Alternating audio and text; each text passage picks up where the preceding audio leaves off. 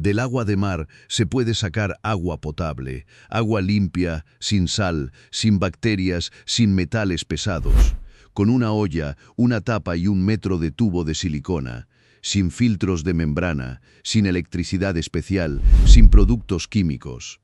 El agua de mar entra a la olla, el calor la convierte en vapor, el vapor viaja por el tubo lo enfría, y del otro extremo sale agua que se puede beber. Eso no es magia ni tecnología cara. Es física, se llama destilación, y tiene 2000 años de historia documentada que la industria del agua embotellada preferiría que no conocieras. Hay una advertencia dentro de este método que el 90% de los tutoriales modernos omite y que determina si el agua que produces es completamente segura o no. La vamos a explicar con detalle porque es la diferencia entre hacerlo bien y hacerlo casi bien. Quédate hasta esa parte porque es la más importante del video. Y antes de entrar al procedimiento completo, hay un contexto que explica por qué esto no es solo información interesante, sino conocimiento urgente. Esta semana, en el Golfo Pérsico, algunas de las plantas desalinizadoras más grandes del mundo están siendo atacadas. Bahrein reportó daños por un dron iraní en una de sus plantas principales. Irán acusó a Estados Unidos de bombardear una planta en la isla de Qeshm, dejando sin agua a 30 pueblos. El 90% del agua potable de Kuwait, el 86% de la de Omán, el 70% de la de Arabia Saudita viene de esas instalaciones. Un análisis del gobierno de Estados Unidos estimó que si la infraestructura de agua de Riad fuera interrumpida, habría solo días para evacuar la capital. Eso fue en 2009. La dependencia ha crecido desde entonces. Lo que esas regiones no tienen es lo que este video te va a dar: la capacidad de producir agua potable sin depender de ninguna planta industrial, ninguna red de distribución y ningún contrato con nadie. Empezamos. Aristóteles lo describió en el siglo IV a.C. En su Tratado Meteorológica, explicó con precisión que el agua de mar puede volverse apta para beber mediante evaporación y condensación, y que ese proceso ocurre de forma natural en la atmósfera cada vez que hay sol y calor. No como experimento de laboratorio, como observación directa de lo que pasaba frente a sus ojos en el Mediterráneo. Era la misma física que los pescadores griegos ya aprovechaban de manera empírica desde generaciones antes de que él la escribiera, calentando agua en recipientes cubiertos y recogiendo las gotas que se condensaban en la tapa de cerámica. Aristóteles le puso nombre a lo que otros ya hacían por necesidad. Así suele funcionar la ciencia cuando funciona bien. Los marineros árabes medievales que navegaban el Índico entre los siglos VIII y XII llevaban a bordo alambiques de cobre diseñados específicamente para destilar agua de mar en viajes largos. Esos alambiques no eran improvisación, eran equipo estándar de a bordo tan obligatorio como el ancla o las velas de repuesto. El Kitab al-Asrar, un tratado de alquimia del siglo IX escrito por el científico persa Muhammad ibn Zakariya al-Razi, describe con detalle el proceso de destilación por calor y condensación aplicado a soluciones salinas. Lo que hace valioso ese registro es que incluye proporciones, tiempos, materiales recomendados y una advertencia específica sobre el primer líquido que sale del proceso que hay que desechar. Ese detalle tiene más de 1200 años de antigüedad y sigue siendo válido hoy. Volvemos a él en un momento porque es el error más común y el más fácil de evitar si lo conoces de antemano. En Europa, durante los siglos XVI y XVII, los buques que hacían travesías transoceánicas hacia América y Asia llevaban equipos de destilación rudimentarios como parte del equipamiento estándar de supervivencia. Un decreto naval de la Corona Española de 1612 ya mencionaba la presencia de alquitaras, aparatos de destilación de cobre, en los barcos que salían de Sevilla hacia el Nuevo Mundo. No era tecnología de lujo, era la diferencia entre llegar vivo y no llegar.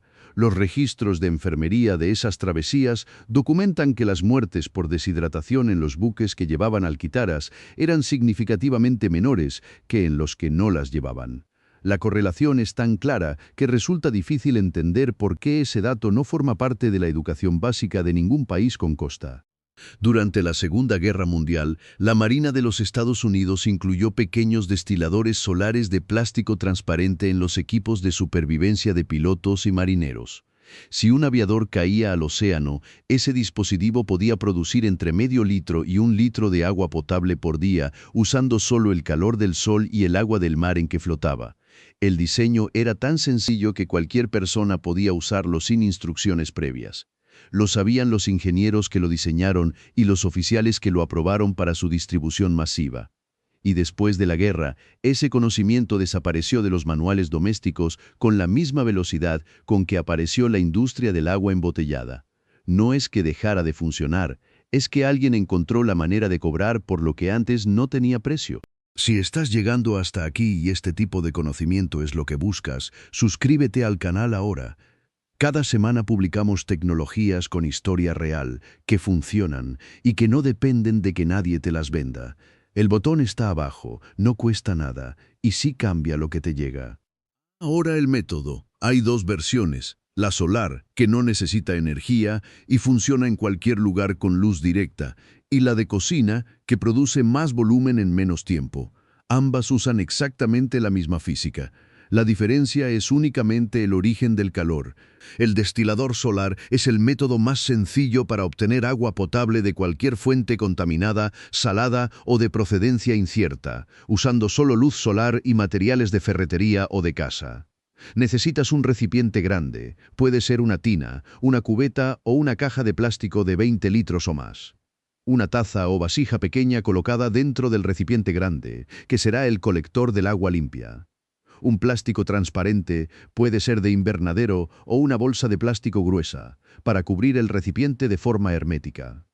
Una piedra pequeña o cualquier peso similar. Y cinta adhesiva o cuerda para sellar los bordes del plástico al recipiente. El procedimiento es el siguiente. Se llena el recipiente grande con el agua que se quiere destilar, sea agua de mar, agua de río, agua de lluvia contaminada o cualquier agua de procedencia dudosa.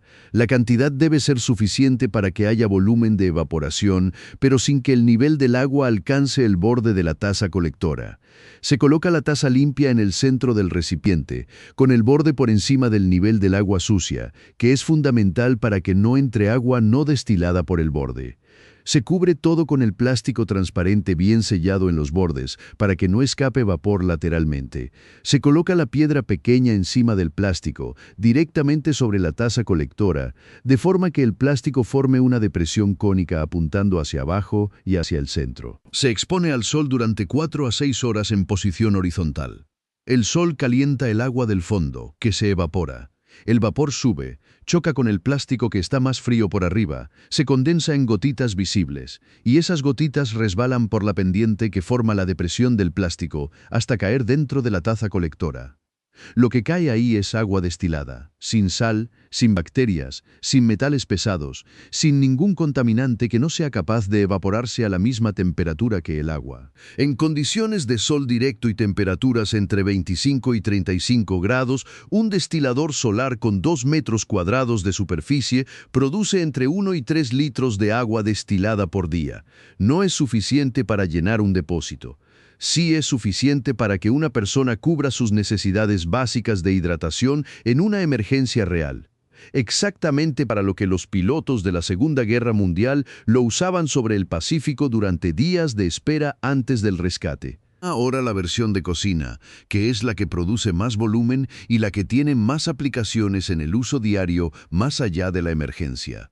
Para esta versión necesitas una olla grande con tapa, un tubo flexible resistente al calor, puede ser manguera de silicona alimentaria o tubo de acuario de buena calidad, un recipiente limpio de recolección y un método para enfriar el tubo durante el recorrido, que puede ser tan simple como un balde con agua fría por donde pase el tubo antes de llegar al colector.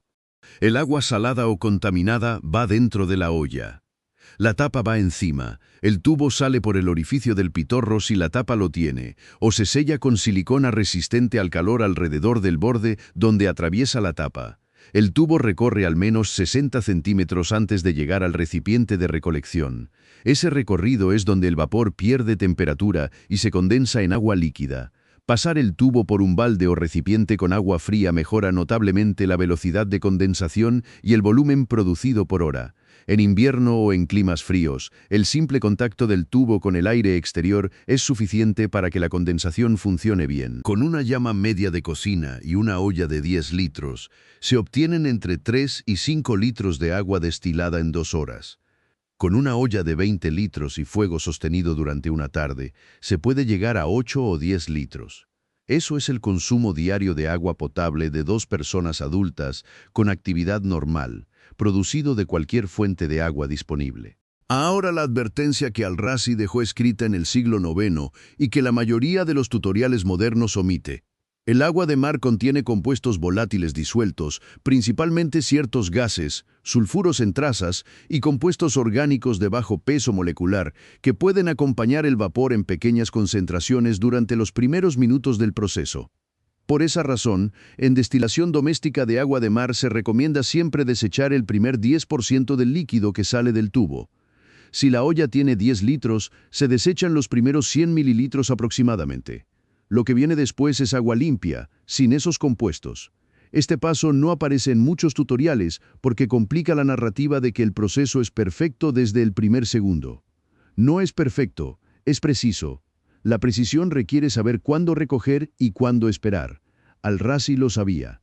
Vale la pena que lo sepas tú también. Una aclaración que este canal no va a omitir porque afecta directamente la salud a largo plazo, y la gente que lleva tiempo mirando Soul Mirror ya sabe que aquí se dice lo que es, completo, aunque complique la historia. El agua destilada no tiene minerales. La destilación elimina la sal, pero también elimina el calcio, el magnesio y el potasio que el cuerpo necesita.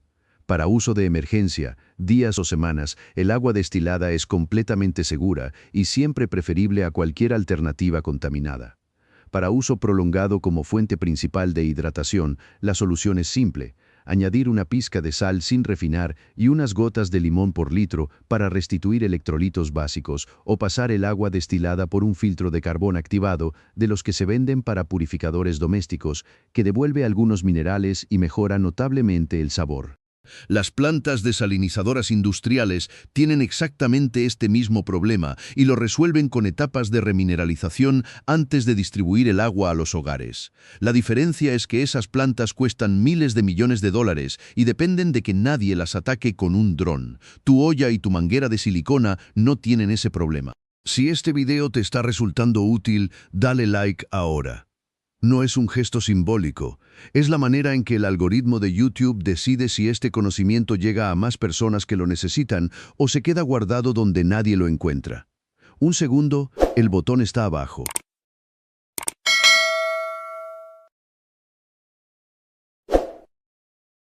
Ahora la parte que más incomoda.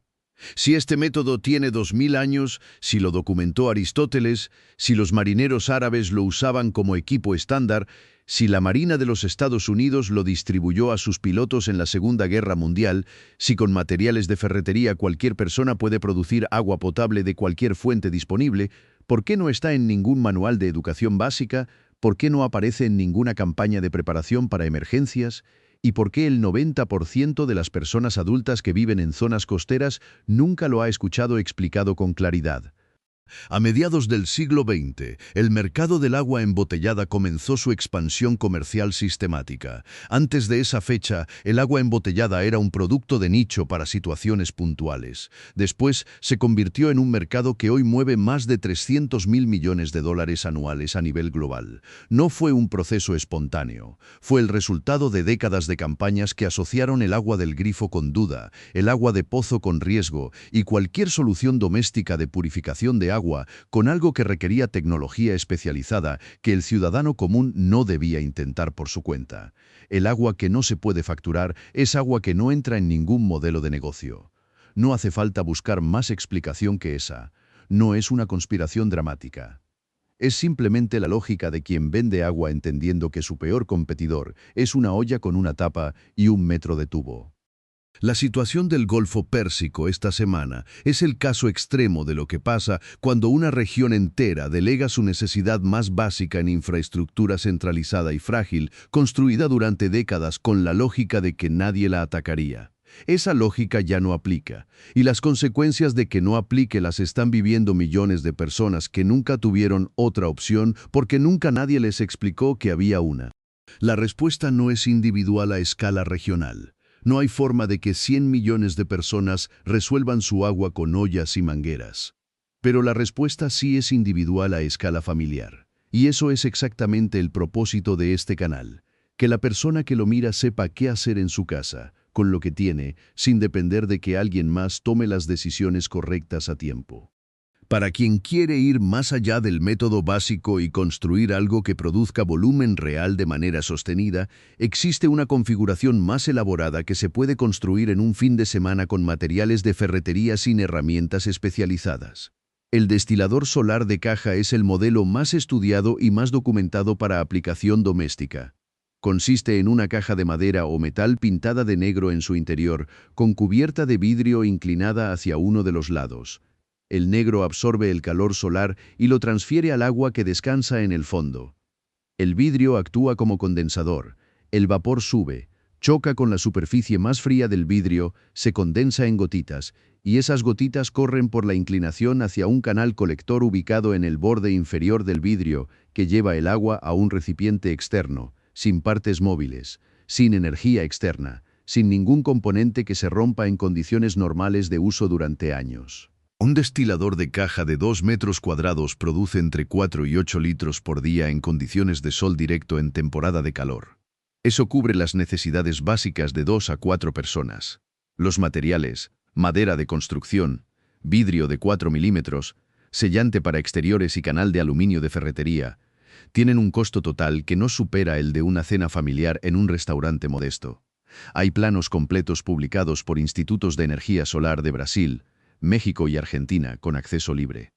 Para quien prefiere una solución lista sin construcción, existen destiladores solares portátiles diseñados para emergencias, desde 1 litro hasta 10 litros de capacidad diaria. Los hay plegables para guardar en una mochila de emergencia. Como ocurre con casi todo en este tipo de mercado, la diferencia entre el producto que dura y el que no dura está en el material de la cubierta. El vidrio o el policarbonato rígido rinden entre 5 y 10 veces más que el plástico flexible barato en exposición prolongada al sol. A cierta edad uno ya sabe cuándo merece la pena pagar la diferencia la primera vez. Vale la pena decirlo explícitamente porque este método no es solo para quien vive junto al mar. La destilación funciona para purificar cualquier agua de procedencia incierta.